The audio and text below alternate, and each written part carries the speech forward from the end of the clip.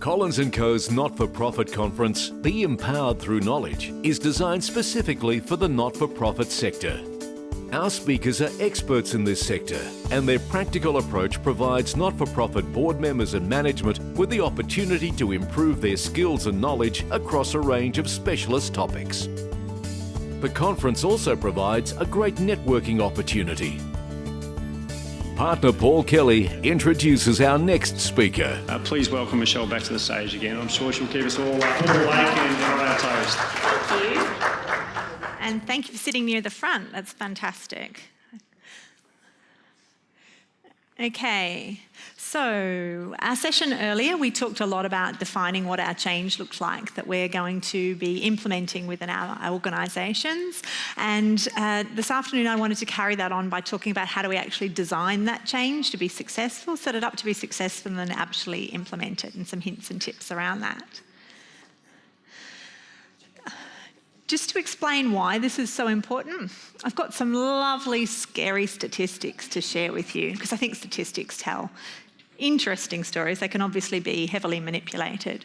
But these are just some statistics about IT change and how sometimes IT change can go a bit awry, and that as a general rule, 70% of all change efforts fail. And I think that's an extremely scary statistic, but it's quite commonly used. And there are lots and lots of different reasons as to why it changes. But one of the most common one is really, in my mind, not taking that time up front to plan that change out properly.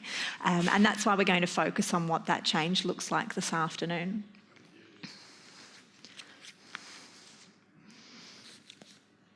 So, how should we plan it? We need to design it properly. We need to design exactly what that change looks like. We've got our concepts, we've looked at our vision, we know where we're going, but we don't necessarily yet know how we're going to go along that path to get there. So we need to agree exactly what it is we're going to change. We're going to make sure that we spend a little bit of time talking about understanding the root cause and not the symptoms of that change, making sure we've got a good plan that sits behind it. We do some monitoring and controlling, and we give it the resources to succeed. So once again, not rocket science, fairly simplistic.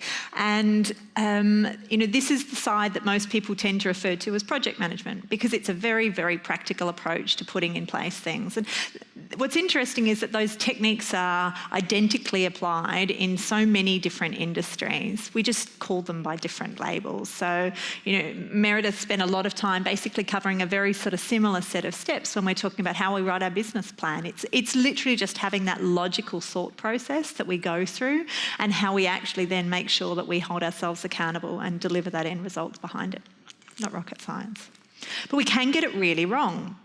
So I just wanted to play a little video just to get us all in the mood, and then we'll have a bit of a chat about this video, about what, and we can have a look then. Unlike last time where we had a great example of what can work, this is a great example of what can go wrong.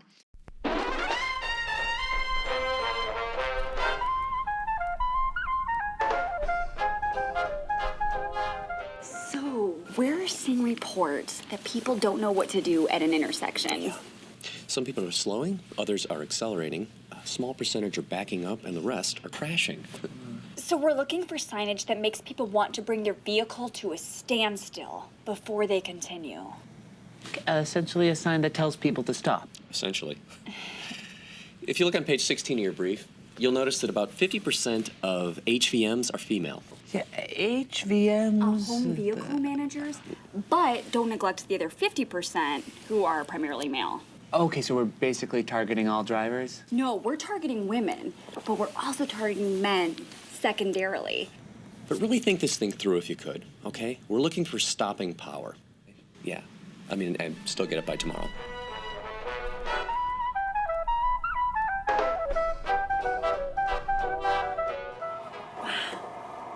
I love where you've taken this. You guys nailed it. Yeah, I think this is pretty spot on. Having said that, we're getting some additional details from upper management since the initial briefing we gave you.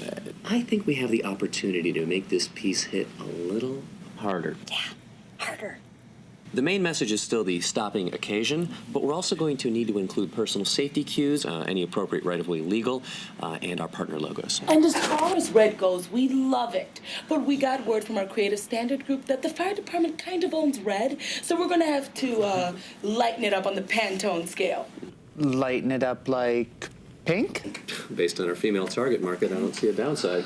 Yeah, well, what about our male secondary market? Maybe we do pink signs in the female intersection zones and blue ones in the male ones. And which intersections are the female ones? I got it.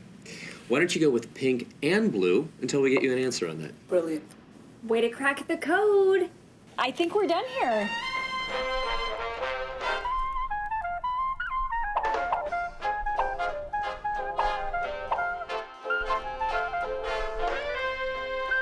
The only thing I can see is bumping that logo up just a little bit. Yeah, sure. We just got word from the UN that we can't use their logo. Then let's bump up the EPA logo. Okay. I think somewhere on there we need to show the stopping occasion. It needs to be telegraphic. Yeah, some people just don't read, you know? It's great. Can we try a new line? I showed it to my daughter and she didn't really get it. Yeah, circles feel very 90s to me. Can we try a different shape, too? Can we try a softer headline though? And a web address, in case people want more info? Maybe a burst that says new. If it doesn't make it too busy.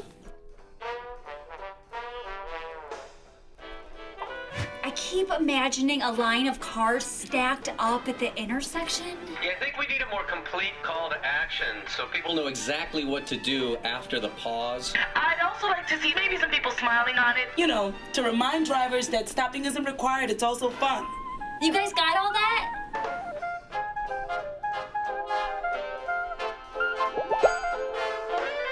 Wow, I'd have to say I think you finally got it. You guys did an amazing job of fitting all of our suggestions in on one sign.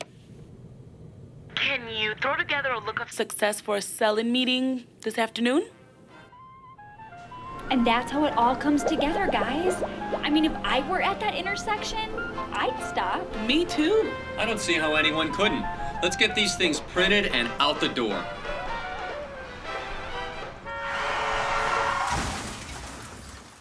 Guys, we're a little disappointed in how this thing is testing, so we've got some minor tweaks we're looking into. Do you like it? It's change. It's a change initiative that they've undertaken. I'm not really sure that they did it really well, though. So what I wanted to ask you was, why wasn't it successful? I'm going to pass it around so I could hear your answers. Too much information. Yeah, too much information? Yep. Good. Thank you. Thanks, Tina. That's good. Not focused enough. Helps if I turn it on. Yes. Say it again. Not focused. Yep. What else? No recognition that it was a traffic sign, nothing to indicate all these, all the normal indicators of a traffic instruction were missing. Stuart's behind you. Go on. They didn't appear to be clear on what it was what their outcome was. Thank you. That is so important, isn't it? It's a bit like a platypus as a donkey made by a committee, yes. I think that was a sign made by a committee. I think that's very, very true. So what could they have done better? Yep. Just even look at the relevance, because that's the international stop sign, isn't it? Yes. Well, it's my version of it anyway. I made it up. But yes. That is the international stop sign. It is now. The theory was it was before it was a design that was being asked to be done before it was in place. So it was their response to an international stop sign. So, yeah, what could they have done better? Everything. That's one answer. Anyone else?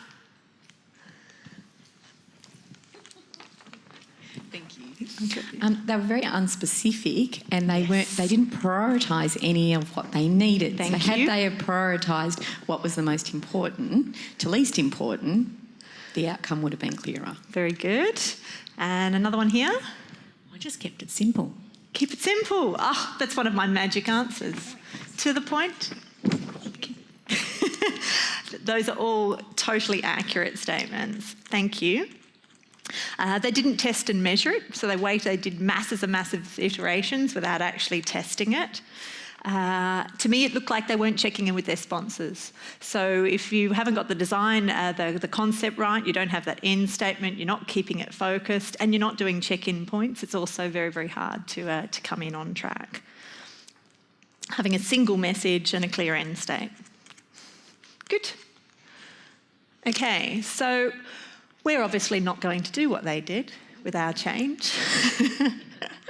I'd like to think we'd be a bit more successful with the change that we design. And in order to do that, we need to think about all of the different elements that we do actually impact with that. So one of the things that I like to talk about is this concept of having a sweet spot of change, where we get the right people elements of the change, along with the right systems elements of the change, along with the right process elements of the change, all involved. We intertwine all of those together, because if we do any one of them in isolation, sure, we'll change things, but we won't necessarily change them as best we can. And given we all have a finite amount of energy and effort that we're going to put into doing something, we may as well do the right thing. So some examples of that are, if I go to put in a new IT system and I don't take time to review my existing processes and I build exactly the same process into the system as it stands, chances are I'm kind of building redundancy into the process when I put it in place, which is not very useful to anyone. And if I don't take in mind the people considerations and I don't give them the right backup and the right tools to actually ensure that change is going to be successful, I'm not going to deliver all of the benefits that I could there either, because the people won't necessarily have the tools or the training or the coaching to deliver that change. And then when we must look back at our strategy. So I say that because the direction of our change, you only need to be a couple of degrees off when you do change. It's a big change. It can undermine your business rather than enhance it if you don't keep checking in on how does it align with what you're actually trying to do within the organisation.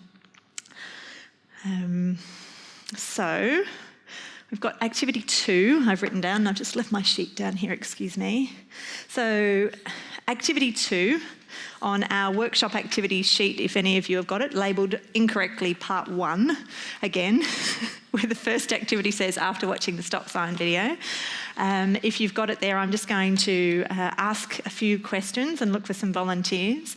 Talking about the change scenarios that we were at this morning, so using your scenario, consider what you're planning on changing and are there additional improvements that you could make to the design to ensure it hits the sweet spot for your change. Are there additional business process improvements, additional system enhancements, upskilling for change of your team, and confirming it aligns with your strategy? Now, I was going to get you to do it with your neighbours, but I think what we did last session was working really well in terms of just walking around and asking, so I'm going to keep doing that. Does anyone want to volunteer to talk to me about some of those additional elements they might change when they're implementing this in their organisations? Do I have any thoughts around it? No? Anyone?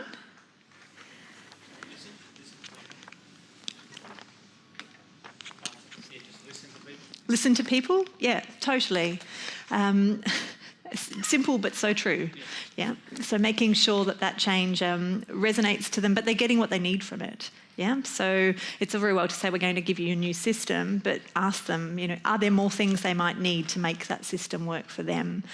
Because as I said earlier, we were talking about sort of that iterative process of getting your stakeholders on board and making sure it resonates. Sometimes you don't have to change what you were originally going to do an awful lot to make it of so much more value to them when you're delivering it. It'll really help make it hit home. Anyone else?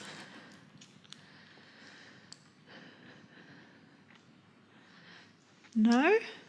Okay, things like If you're putting in place a new system that might be assisting in the NDIS, and that's obviously addressing some of the process change, are there additional things that you might want to change up? Because you're going to be rewriting a lot of your procedures. So where are you going to store those? Are you going to take the opportunity to transform that as part of that process? So those procedures that might have already previously been very, very manual, maybe those go into a document repository at the same time, so that people are all collaborating. Because once again, if you're going to have to rewrite things, why not take advantage of the fact that they're going to rewrite them and put them somewhere where everyone can find them in a slightly different format? So it's just like a practical implementation perspective to it.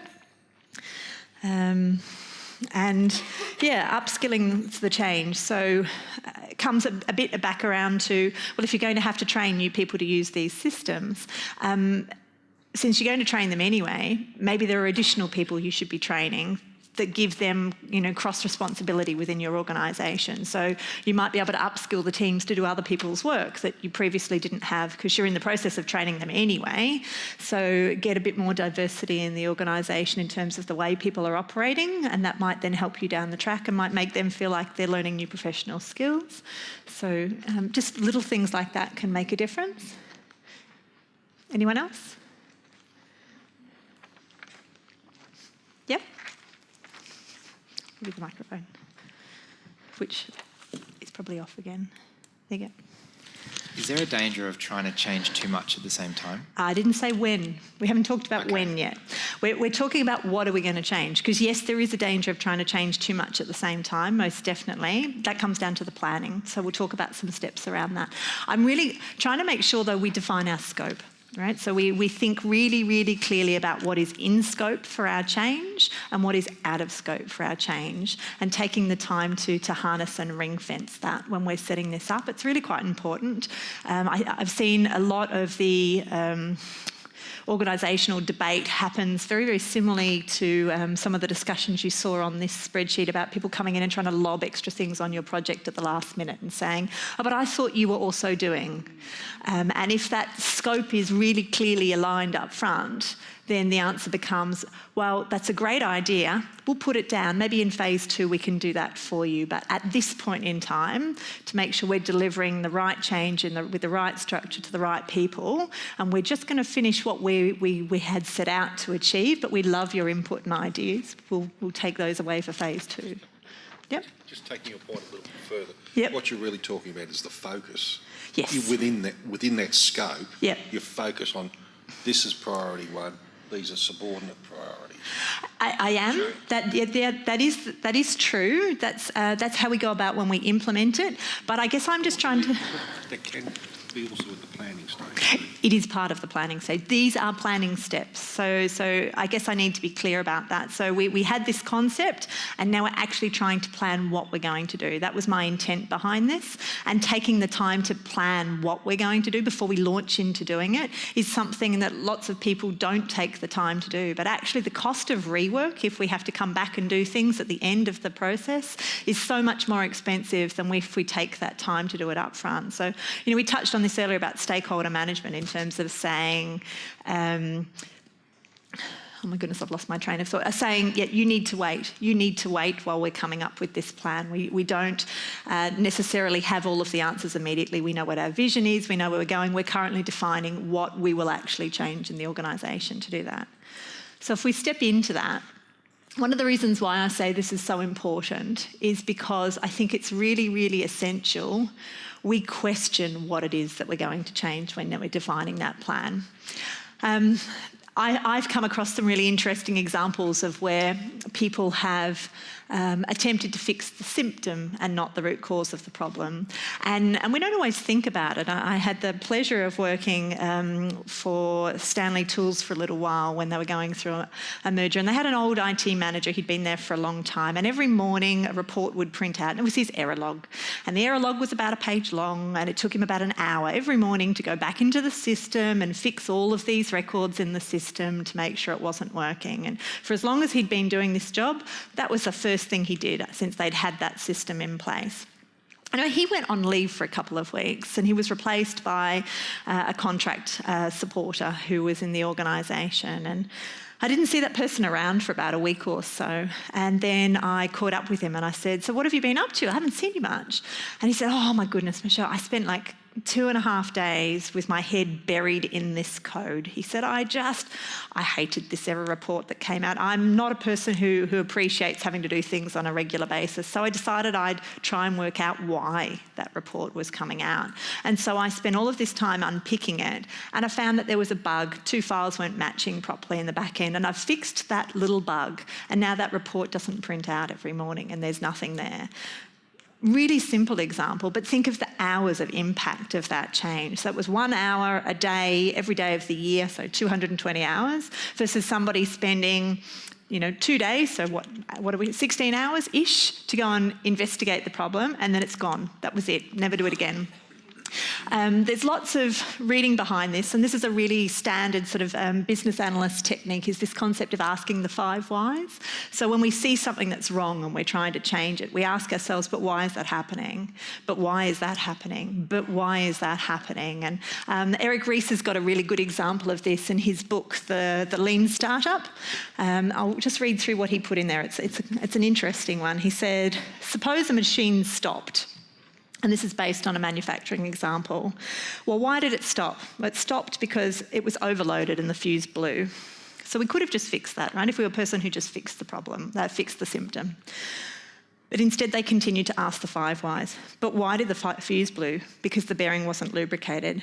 But why was the bearing not lubricated? Because the pump wasn't pumping sufficiently. But why wasn't the pump pumping sufficiently? The shaft was worn and rattled on the machine. But why was the shaft worn and rattled on the machine? Because there was no strainer attached to it to stop any scrap metal coming in, and that metal was coming in and it was damaging the shaft within the business, within the machine. Oh, so why don't we put a filter on the machine? So they put a scrap filter on the machine.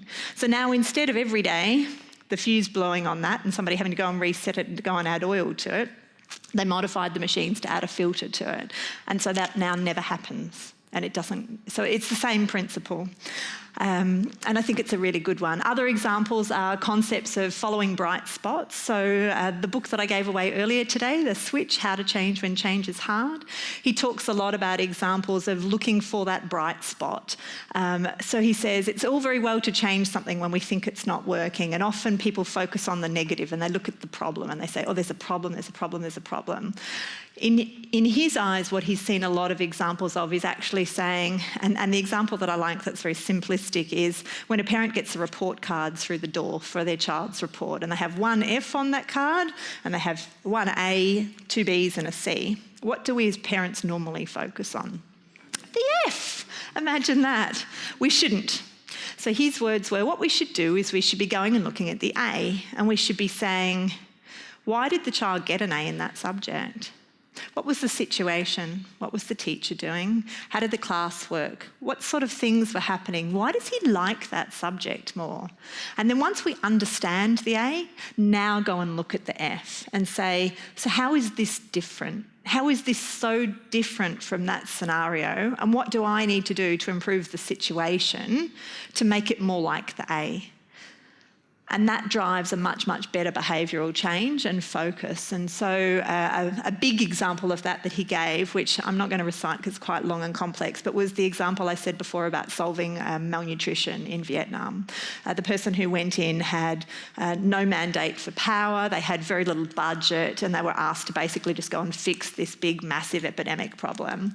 And they did it by focusing on the hot spots, so all the bright spots, and saying, how do I replicate what is working where it is working? And they had just significant results. It's really quite mind-blowing, the change that he was able to derive by people who had bought into that change. He did it in a really simplistic manner. It was adopted by the people, it was embraced, and they chose to keep replicating it. He didn't have to drive it. He didn't have to throw big money at it, and it just happened. And the statistical change was something like 60%. It was really, really massive in an area that really needed the help.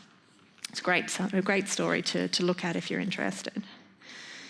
And then focus on our lessons learned. So in a very much more practical way, what I have seen in the past and done myself in the past is when things go a bit astray, like I was about to do a big global training rollout to 26 countries and I was going to fly all my regional people over, and bird flu broke out the day before everyone was due to fly. And my response was, oh, that's all very exciting. Now how do I deliver all of this massive change plan that I had done? And so what we say here is focus on lessons learned. Now Meredith pointed out this earlier actually in slightly different language. She talked to you about that concept of going back and evaluation. So I encourage people to take note of lessons as they go through the project about what's working and what's not working. In my situation, what I did was I went to previous project managers who had to deliver remote training, and I said to them, you've done it before, what worked for you, what didn't work for you? And I just kept going and asking what worked for you and what didn't work for you. And then we brainstormed as a team and we said, okay, so these are the issues we need to address and here's the stuff we should just copy because it already worked. And so we came up then with a plan about delivering that training remotely. And I tell you what, it was a really successful training rollout. We used lots of different tools. We used video conferencing, plus webinars, plus changing the numbers of training, plus breaking it down into small components. It really resonated and it really stuck in terms of the way it was implemented across the organisation. And if you'd suggested we had to start that way, we certainly wouldn't have gone about doing it, but it was probably more successful than if we had flown those people in the first place. Okay. So, before I jump into that, I'm just going to go back and say, having a think again, back to your real world scenarios, have you thought about what the root cause is that you're trying to fix? And if you're unsure, ask why. Has anyone got any examples they might want to share? Have a couple of minutes to think about that.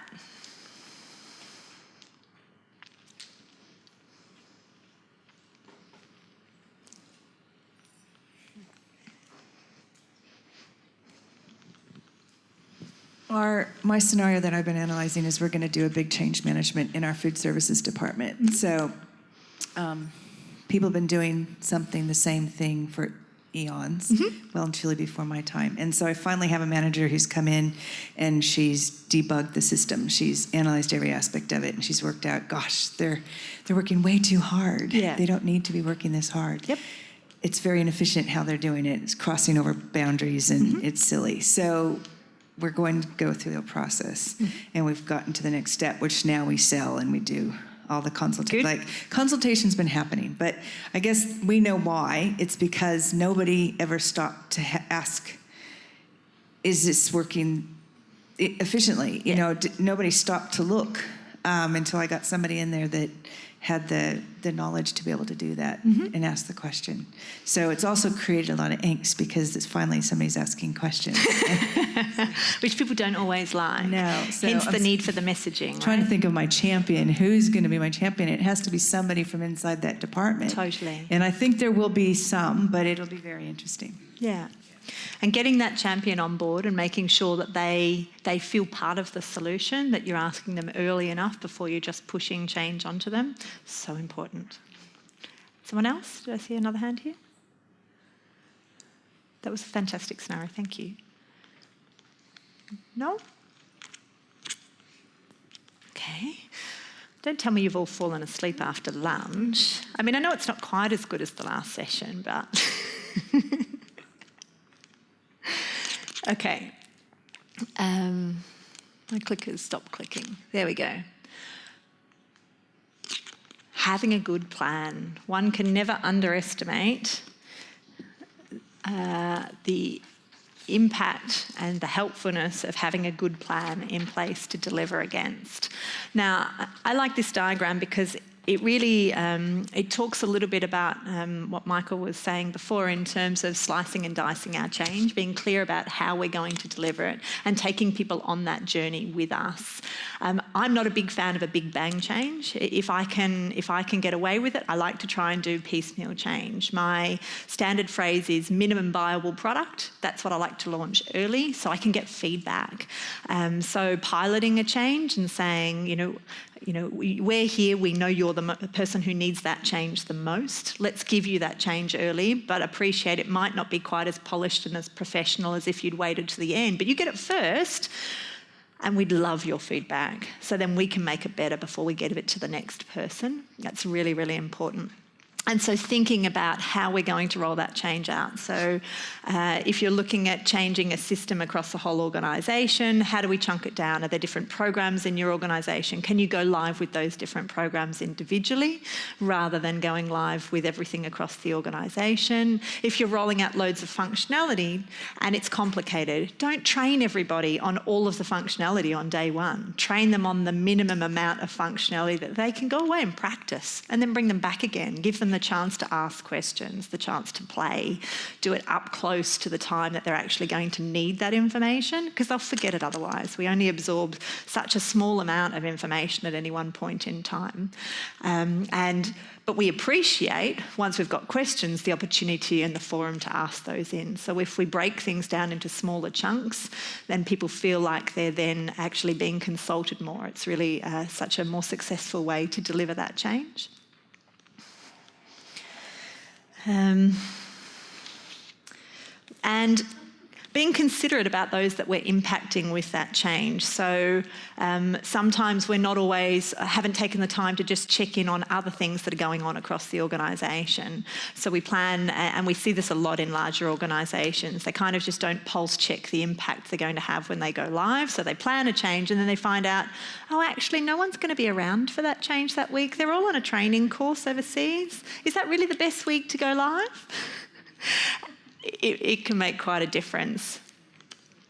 Yeah? It happens. It happens to the best of us, but it can be avoided. And cultural issues do actually have an impact on that as well. You know, I was rolling out some change in India, and I didn't appreciate the culture that comes with being the manager in that organisation. And so I asked, is that a good time to travel, to come over? And I got told yes.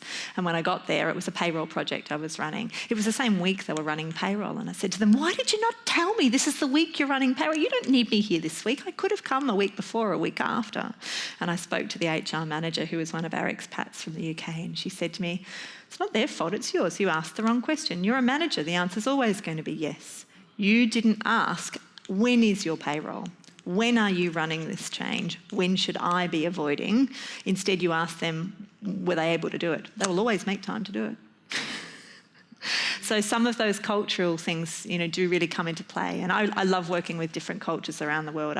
It's one of the challenges I really took on. And I've got some great books and things that I read before I'm starting to engage in a different country to make sure that I understand what motivates them, what drives them, so the right language I'm using resonates with them and I'm not offending anyone in the process. And it's to me, it's really important, and I think it helps drive it to be more successful. Okay.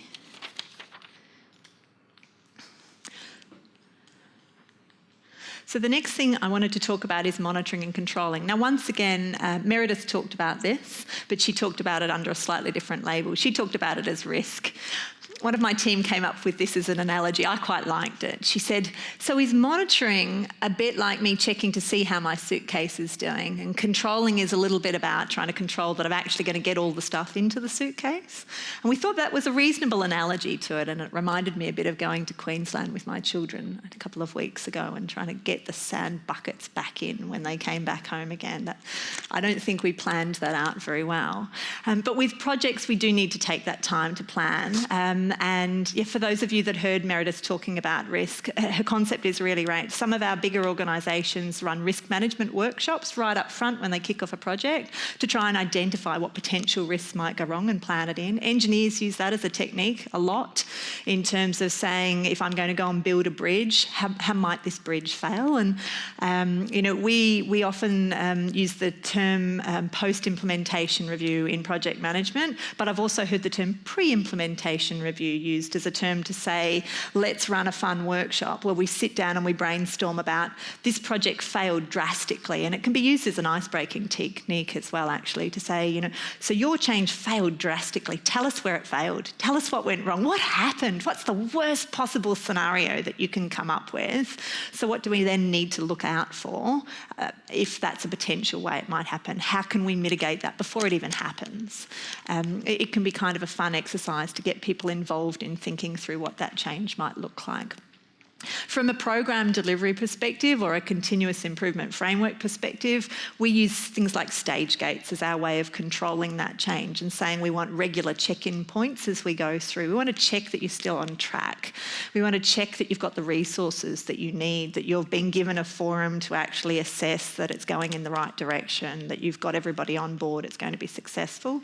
And each time we go through those stage gates, we talk about the concepts of stopping or pivoting, because actually maybe it's the first time you've had access to a management forum to run your ideas back at them. And they might have a few changes, and it might be worth you just pivoting slightly to get back on track with what they're looking for, or stopping or pausing.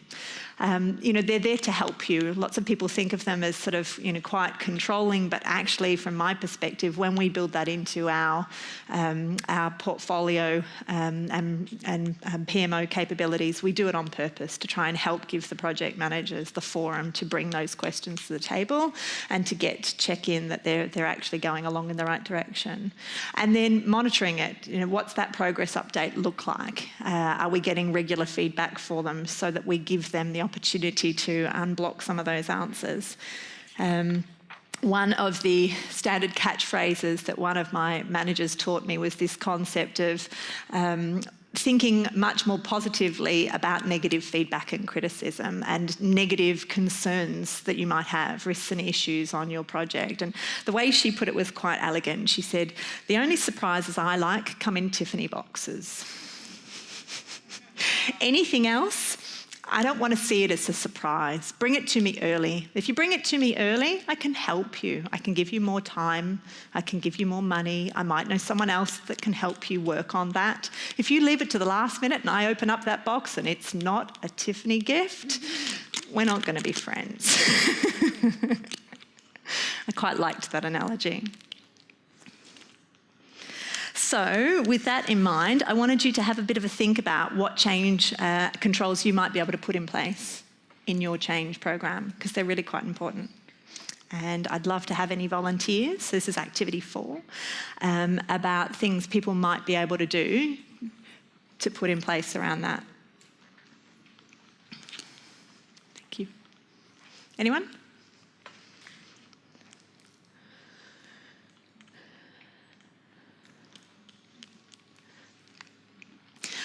I'll tell a little bit of a story about what happens when you don't have these. Did anyone see the press when Terminal 5 opened at Heathrow? I was living in the UK at the time. It was quite big. Yes, you saw it? You want to tell people what you remember? Oh, everyone was dissatisfied. It was a schmozzle. And people have continued to view Terminal 5 negatively even after it started working well because of that. Yeah. So basically they were in a situation whereby they chose to go live without passing their quality gate. They needed an extra week. That's all they asked for. Can we please delay the launch of this project by 1 week? And they got told no. They had to go live with it because the budget was so high. Everyone was very concerned about the burn rate of the funding on the project and that they must launch it that week. They have not recovered from that negative fallout. If you've used the terminal since then, it's a beautiful terminal. It runs like a dream. It's a lovely place to spend time, but that's not the image that people remember about it. Quality is more important than time. I cannot stress this enough. We always think about projects as needing to go live on a specific time. In reality, there is very little in this world that actually has to happen on a specific day, and how much of that happens can be managed. We can put workarounds around things. We can go live with components, but not all of it. We can do soft launches instead of hard launches. We can launch with one team. We've still met the stage gate. We've still put something live, but we haven't necessarily put everything in live. I just want people to think about that. That's probably been one of my biggest learnings as being a PM, is we often assess people against time, cost and quality. I'm all about the quality. I think cost is really important and time is really important. Please don't underestimate it. But if you mess up the quality, it's been a waste. It's just not been worthwhile doing in the first place. Yeah. I don't know whether people can remember RMIT, they changed their student enrolment system. This is about in the early 2000s. Things got to the stage where it came from the top. They had to fix it, and the whole thing just blew up. Yeah. And students were they'd gone through the whole degree and everything like that, and they were still getting bills for. Yeah, that's all about the quality, right? Yeah. Time is very important. But time's always important. But it's like a specific date. I'll use an example. So yeah. Etihad Stadium, so we're here at the MCG, but Etihad Stadium, when it opened in the early 2000s, it was a disaster. The grass wasn't good. They haven't recovered and they're looking at knocking it down. It's only 16 years later. The ground's perfect now, but everyone remembers when the players were slipping over. Same problem, right? They had to open for round one. What would they do in that situation? That's a really excellent question. And if you really thought it was that bad and it would have slipped for a week, I'd have been asking about where could you go somewhere else for that match. Like seriously, the cost implications of pushing things through, the cost of rebuilding that stadium will be a hell of a lot more than the cost would have been of knocking on somebody else's door and going, look, this is not ideal, but could we borrow your ground? It's not ready for a week. You really need to think about looking outside the box when it comes to this sort of scenario, and no one likes that and no one wants to admit failure, but you will buy more goodwill in the people if the messaging you're delivering is, we really care about making sure this is perfect for you. It's all in that messaging delivery that we were talking about before. You know, we often have bad news we need to deliver. How we deliver it is just so vitally important. So what you're saying in the sense that some people, their ego's that big, they won't admit that, they just let it run. Yeah. Well, no, there is an awful lot of pressure.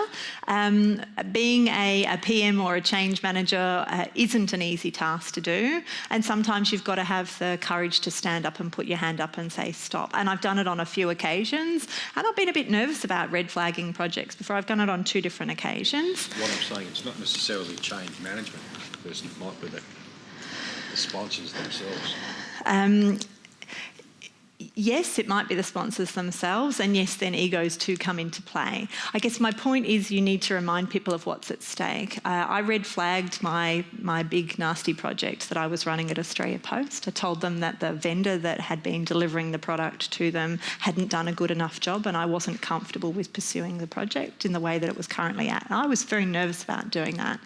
And I got thanked and immediately escalated up the tree because I got told that one of the previous CEOs actually lost their job for not doing that because the experience in the customer accounts had been so negative by pushing another project live early, it had actually lost him his job over it. And they were so grateful that I actually put up my hand and then we worked out how to fix it. It's taking that time to fix it, and it takes courage to sometimes put your hand up to do that. So it's an example. Yep, time. I'm being called time, which is quite true. This is a summary of some of those points that I've gone through. Thank you so much for listening today. This is all in your notes. I really hope that this has been useful to you, and I wish you all of the best with your change initiatives. Good luck.